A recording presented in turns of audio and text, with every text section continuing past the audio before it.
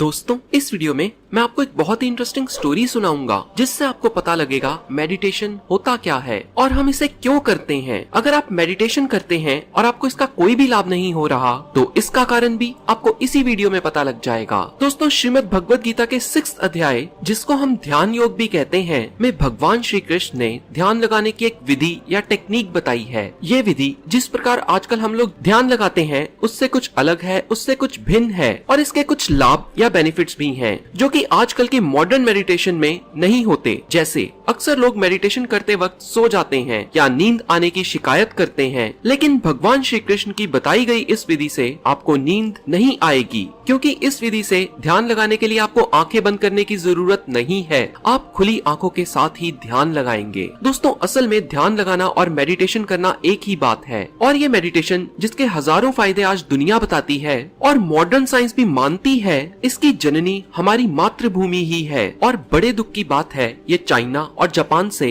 नई वेशभूषा पहनाकर दोबारा हमारे ही देश में भेज दी गई है। भारत में कई महात्मा, कई मुनि ध्यान लगाया करते थे, जिसका वर्णन आपको कई धार्मिक ग्रंथों में भी मिलेगा। और आज की युवा पीढ़ी ये भी नहीं जानती वो स्वामी विवेकानंद ही थे जिन्होंने पश्चिमी देशों को ध्यान लगाने के बारे में बताया था। दोस्तों, भगवान श्री कृष्ण द्वारा बताई गई मेडिटेशन टेक्निक को जानने से पहले सुनते हैं एक कहानी। एक बार एक कंपटीशन था जिसमें कुछ महिलाओं और पुरुषों ने भाग लिया। इस कंपटीशन में 2100 मील दूर तक चलकर जाना था। समय की कोई भी पाबंदी नहीं थी। इतना बड़ा रास्ता पैदल चलकर जाना बहुत मुश्किल था और कंपटीशन देख रहे लोगों ने भी कहना शुरू कर दिया, इतना बड़ा रास्ता चल के जाना किसी के लिए भी मुमकिन ही नहीं है। इस प्रतिस्पर्धा को कोई भी नहीं जीतेगा। देख लेना, कई नौजवान लोगों ने हार मान ली और कंपटीशन छोड़कर भाग गए। ऐसा ही कुछ बुजुर्ग लोगों ने भी किया। जैसे जैसे लोग अपने कदम आगे बढ़ा रहे थे, रास्ते में लोग कहते जा रहे थे, ये कंपटीशन कोई नहीं जीत सकता, ये नामुमकिन है। एक तो गर्मी इतनी, ऊपर से इतनी बड़ी रेस। देख लेना, कई लोग रास्ते में अपने प्राण त्याग देंगे। कोई कहता, मुझे तो तरस आता है उन बेचारे लोगों पर जो इतनी गर्मी में पैदल चल रहे हैं। सच में बहुत से लोग बीच रेस में गिरते भी गए और कुछ रेस छोड़कर भाग गए। लेकिन एक बूढ़ी महिला थी जो चलती ही जा रही थी,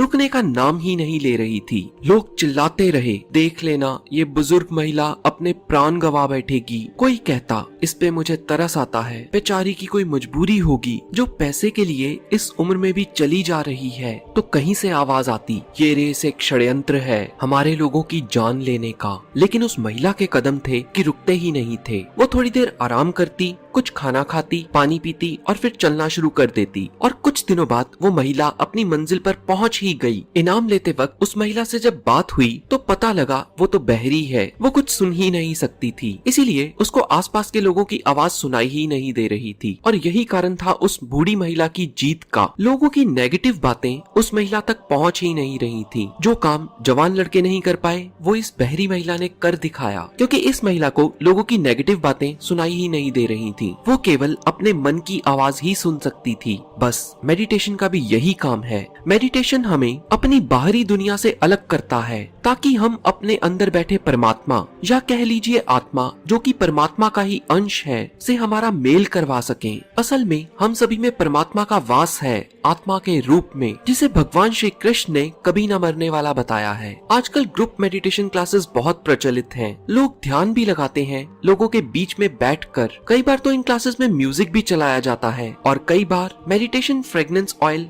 या अगरबत्ती का इस्तेमाल भी किया जाता है ताकि माहौल में खुशबू बिखेरी जा सके। दोस्तों, ये सब चोंचले हैं। ध्यान लगाने की विधि तो बहुत ही सरल है और हम लोग इसको बिना किसी कारण ही मुश्किल बना लेते हैं। तो अब आते हैं भगवान श्री कृष्ण द्वारा बताई गई मेडिटेशन टेक्निक पर। श्री कृष्ण ने 6वें अध्याय के 10वें श्लोक में निर्देश दिया है, ध्यान अकेले में ही लगाएं। और श्री कृष्ण ने गीता के अध्याय 6, 12वें और 13वें श्लोक में ध्यान लगाने की विधि बताते हुए कहा है, धड़, सिर और गर्दन को सीधा रखकर स्थिर बैठें, नाक के अगले भाग पर दृष्टि रखें, इधर उधर ना देखें, अपने विचारों पर नियंत्रण रखें और बिना डरे परमात्मा पर मन लगाएं। बिना डरे से मतलब है इसकी परवाह मत करें लोग क्या कहेंगे, मन को शांत करने का प्रयास करें। यहाँ पर ध्यान देने वाली बात ये है कि आपने इधर उधर नहीं देखना है, केवल नाक के अगले भाग पर ही आपकी दृष्टि होगी और आपको ब्रह्मचर्य का पालन भी करना होगा। यहाँ ब्रह्मचर्य का मतलब अविवाहित आनंदित होना नहीं है, इसका अर्थ है संयम रखें अपने व्यवहार और अपने विचार पर। किसी भी प्रकार के काम वासना के विचार और व्यवहार से दूरी बनाई रखनी होगी। कुछ विद्वानों ने इस विधि को करते समय पलकें अधमुखी रखने की सलाह दी है। अधमुखी से भाव है आंखें पूरी न खोल के थोड़ी कम खोलें। ऐसा इसलिए है आपका ध्यान न भटके। भगवान श्री कृष्ण ने 6वें अध्याय में इस क्रिया को करने के लिए कुछ निर्देश भी दिए हैं। इसको एकांत में शांत मन से उस स्थान पर करना चाहिए जो ना तो बहुत ऊंचा हो और ना ही बहुत नीचा हो। श्री कृष्ण निर्देश देते हैं ना तो बहुत अधिक भोजन करो और ना ही कम भोजन करो, ना ही बहुत अधिक सो और ना ही जागते रहो। दोस्तों, श्रीमद् भगवद गीता में एक और ध्यान लगाने की विधि का भी वर्णन मिलता है। ये विधि क्या है ये भी देखते हैं। 5वें अध्याय के 27वें श्लोक में भगवान श्री कृष्ण बताते हैं, सभी बाहरी थॉट्स या विचारों से अपना ध्यान हटा दीजिए और ध्यान को केंद्रित कीजिए अपने आईब्रोज के बीच वाले भाग पर, यानी उस हिस्से पर जहाँ स्त्रियाँ बिंदी लगाती हैं और पुरुष तिलक लगाते हैं। सांस नाक से लीजिए और हर जाती और हर आती सांस की गति यानी स्पीड सेम या एक ही रखिए। ऐसा करने से हम अपने अंदर झांक सकते हैं और बाहरी दुनिया से संपर्क काट लेते हैं। कुछ विद्वानों का मानना है इस विधि से ध्यान लगाते वक्त अपनी पलकों को खुला ही रखें।